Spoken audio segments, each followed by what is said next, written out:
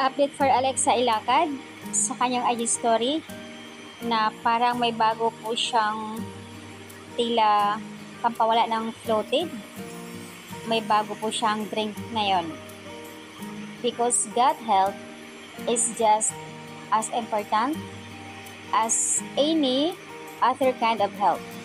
I'm super enjoying my Rolicious smoothies juice. So ito yun. And I replace my lunch with it. I feel this the bloated, but I still really full. Detoxing is something and I try to do and often to dessert my gut. It helped me to the health wise. So ayan, napakaliit kasi ng sulat dito sa kanyang IG story. Sobrang liit kaya hirap mabanggit. So ayan po, sa madaling salita, ito po yung bagong replace ngayon ni Alexa na iniinom niya pampawala ng bloated. Rolicious smoothies. Parang barley lang din siya.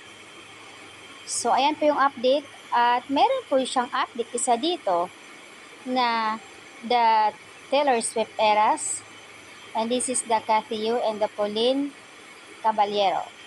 Nasa gitna si Alexa. Ano kaya ito? So, ayun po yung update. Samantala, dito tayo sa IG ni Kidi Estrada. Ano ang nangyayari? Dahil nga karamihan sa mga netizens nagtatanong ano ang nangyari sa IG account ni Kidi na tila hindi na makikita ng iba.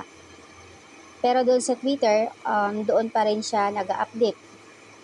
Yun po yung hinala ng karamihan na baka may problema na naman ang account ni Kidi kaya ito ay pansamantalang inalis muna sa account.